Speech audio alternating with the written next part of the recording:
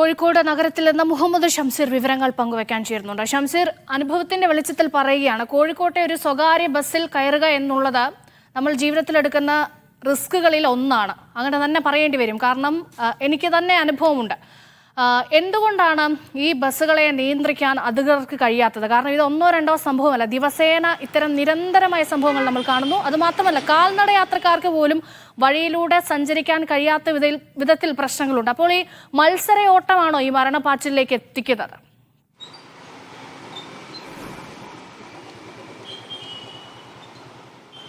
രേഷ്മ സൂചിപ്പിച്ച പോലെ തന്നെ അപകടകരമായ രീതിയിലാണ് നമ്മുടെ റോഡുകളിലൂടെ ബസ്സുകൾ ഓടിക്കൊണ്ടിരിക്കുന്നത്. ഇതിൽ സ്വകാര്യ ബസ്സെന്നോ KSRTC എന്നോ ഒരു വ്യത്യാസവുമില്ല എന്നുള്ളതും നമ്മൾ എടുത്തു പറയേണ്ട കാര്യമാണ്. സ്വകാര്യ ബസ്സാണെങ്കിലും KSRTC ആണെങ്കിലൊക്കെ ഇക്കാര്യത്തിൽ ഒട്ടും പിന്നിലല്ല എന്നുള്ളതാണ്. അപ്പോഴും എല്ലാ ബസ്സുകളെയും നമ്മൾ അടച്ചാക്ഷേപിച്ച് പറയുകയല്ല, പക്ഷെ ഒട്ടും ഒറ്റപ്പെട്ട സംഭവമേ അല്ല ഇത്. നമ്മൾ ദൃശ്യങ്ങൾ തന്നെ കൃത്യമായി കണ്ടു കഴിഞ്ഞു. ഏത് തരത്തിലാണ് നമ്മുടെ റോഡുകളിലൂടെ ബസ്സുകൾ ചീറിപ്പായുന്നത് എന്നത്, അത് പലപ്പോഴും സാധാരണക്കാരുടെ നെഞ്ചത്തേക്കാണ് പോകുന്നത് എന്നതും അക്ഷരാർത്ഥത്തിൽ ശരിയാണ്. ഞാനിപ്പോൾ നിൽക്കുന്നത് പറയഞ്ചേരി എന്ന് പറയുന്ന കോഴിക്കോട് നഗരത്തോട് ചേർന്ന സ്ഥലത്താണ്. നമ്മൾ ഈ പരമ്പരയുമായി ബന്ധപ്പെട്ട അടുത്ത വാർത്ത ചിത്രീകരിക്കാൻ വേണ്ടി നിൽക്കുമ്പോൾ ഒരു അപകടം ഇവിടെയും സംഭവിച്ചു. അതും ഒരു ബസ്സുമായി ബന്ധപ്പെട്ട് തന്നെയാണ്. ഇപ്പോൾ അവർ എൻ്റെ കൂടെ ചേർന്നുണ്ട്.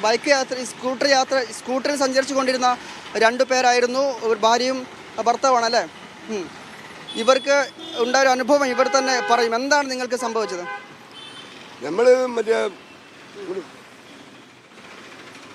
നമ്മളെ ഗോപൂരിന്ന് വണ്ടിക്ക് തട്ടിച്ചു പോകുന്നതാണ്. ആരാണ് ഡ്രൈവർ എന്ന് വെച്ചാൽ നമ്മളൊരു സൈഡിൽ കൂടെയാണ് വണ്ടി വരുന്നത്. വളരെ നമ്മളെ സീനിയർ സൈഡ് എന്താ വെച്ചാൽ ആ സൈഡിൽ കൂടെ ഞങ്ങൾ വണ്ടി വെച്ച് വരുന്നത്. ഇവൻ തട്ടിച്ചിട്ട് ഗോപൂരിൽ നിന്ന് തട്ടിച്ചിട്ട് വണ്ടി നിർത്തുന്നില്ല.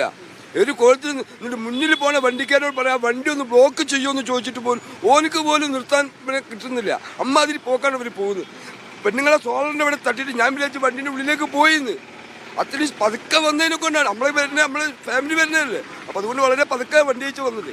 അപ്പോൾ അവർ പറഞ്ഞത് ഇവിടെ കൊണ്ടുവന്നിട്ട് ഇവിടെ നിർത്തിയിട്ട് ഇവിടെയും കൊണ്ട് നിങ്ങൾ നോമ്പേക്ക് കൊണ്ട് തട്ടിച്ചു. ആ വണ്ടിയിലിരിക്കുന്ന ഡ്രൈവർ വെള്ളം അടിച്ചിരിക്കുന്നതാണ് തോന്നുന്നത്. തീർച്ചയായും രേഷ്മ പറഞ്ഞ പോലെ തന്നെ ഈ ബസ്സുകളുടെ കാര്യത്തിൽ KSRTC എന്നോ സ്വകാര്യ ബസ്സെന്നോ ഇല്ല എന്ന് ഞാൻ പറഞ്ഞു. ഇവിടെ ഈ അപകടം ഉണ്ടാക്കിയിരിക്കുന്നത് ഒരു KSRTC ബസ്സാണ്. മൈസൂർ, ബത്തേരി, കൽപ്പറ്റ റൂട്ടിലൂടെ കോഴിക്കോട്ടേക്ക് വരുന്ന ഒരു KSRTC ബസ്സാണ് ഇവിടെ അപകടം ഉണ്ടാക്കിയിരിക്കുന്നത്. വളരെ തലനാരിഴയ്ക്ക് നേരത്തെ പറഞ്ഞ പോലെ തന്നെ ആ തരത്തിൽ ഇവർ രക്ഷപ്പെട്ടു എന്ന് തന്നെ വേണം പറയാൻ. ഇപ്പോൾ സ്കൂട്ടറിൻ്റെ പിന്നിലിരുന്നിരുന്ന സ്ത്രീ കൂടി ചേർന്നു. എന്താണ് നിങ്ങൾക്ക് പെട്ടെന്ന് എന്താ സംഭവിച്ചത്? എന്താണ്?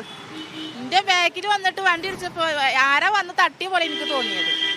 ബസ് വന്ന് തട്ടിയേക്കാൻ തിരിഞ്ഞു നോക്കി. അപ്പോൾ നോക്കുമ്പോൾ ഇത് ബസ്സാണ്. പക്ഷെ ആരാ വന്ന് മുട്ടിയ പോലെ എനിക്ക് തോന്നിയത്. നോക്കുമ്പോൾ ബസ്സാ. പിന്നെ അയാളെ നിർത്തണമൊന്നുമില്ല. അപ്പോൾ കട ഞാൻ പറഞ്ഞു, നിങ്ങൾ മത്സരിച്ച് വണ്ടി ഓടിക്കല്ലേ, കാരണം ബസ് ഉണ്ട് പോകും, കാരണം ഞാൻ തെറിച്ച് പോകും വണ്ടിയുടെ അടിയിലേക്ക്, എനിക്ക് പേടിയുണ്ട്. പിന്നെ ഇയാളെ നിർത്തണേ അല്ല. പിന്നെ ഇവിടെ വന്നിട്ട് ഫ്രണ്ടിലാക്കി ബസ് കൊടുന്ന് നിർത്തിയപ്പോഴാണ് അയാൾ ബസ് നിർത്തുന്നത്. പിന്നെ ഇവിടെ വന്നപ്പോൾ അയാൾ ബാക്കിലും വണ്ടി വന്ന് തട്ടി അയാൾ. അതാണ്ടായത്. നിങ്ങൾ റോഡ് സൈഡിലൂടെ പോകുമായിരുന്നു, അപ്പോഴാണോ ഈ തരത്തിൽ വന്ന് ഇടിച്ചത്? നമ്മളെ സൈഡിൽ നിന്ന് ഞങ്ങൾ വണ്ടി ഇടിച്ച് പോരാണ്. ഇത് ഗോവൂരിൽ നിന്ന് തട്ടിച്ചിരിക്കുന്നത് വണ്ടി. എന്നിട്ട് ഇവന് ഇവിടെ പറയഞ്ചേരി വെച്ചിട്ടാണ് അവൻ നമ്മൾ പിടിക്കുന്നത്.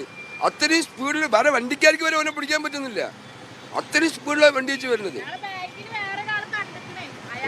തീർച്ചയായും രേഷ്മ, ആ തരത്തിലാണ് നമ്മളിപ്പോൾ തീർത്തും ഇത് യാദൃശ്ചികമായി ഇപ്പോൾ സംഭവിച്ച കാര്യമാണ്. ഇന്നലെ ഈ വാർത്ത റിപ്പോർട്ട് ചെയ്യാൻ പോയ ഘട്ടത്തിലും നമ്മളൊരു അപകടം നേരിട്ട് കാണുന്ന സ്ഥിതിയുണ്ടായി.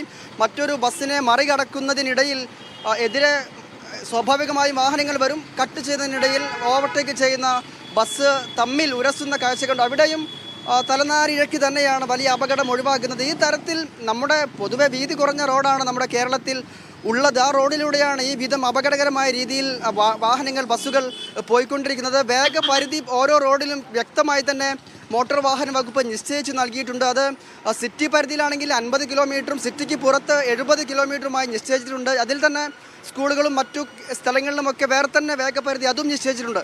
എന്നാൽ ഇതെല്ലാം കാറ്റിൽ പറത്തിക്കൊണ്ടാണ് ബസ്സുകളുടെ മത്സരയോട്ടം. മാത്രമല്ല വേഗപ്പൂട്ട്, സ്പീഡ് ഗവർണർ ബസ്സുകളിലെന്നല്ല പല വാഹനങ്ങൾക്കും അത് നിർബന്ധമാണ്. ഈ വേഗപ്പൂട്ട് അഴിച്ചു വെച്ചാണ് ഈ വാഹനങ്ങൾ ഓടുന്നത് എന്നതിൽ ഒരു സംശയമില്ല. കാരണം ഈ വേഗപരിധിയെല്ലാം അതിലംഘിച്ചുകൊണ്ടാണ് ഈ വാഹനങ്ങൾ, ബസ്സുകൾ ഓടിക്കൊണ്ടിരിക്കുന്നത്. ഇവിടെ നമ്മൾ ഏറ്റവും പ്രധാനമായി പറയേണ്ട ഒരു കാര്യമുണ്ട്. നമ്മൾ സ്ഥിരമായി കാണുന്ന കാഴ്ചയാണ് എന്ന് പറഞ്ഞ് ലഘൂകരിച്ച് കാണാൻ കഴിയുന്ന ഒരു വിഷയമേ അല്ല ഇത്.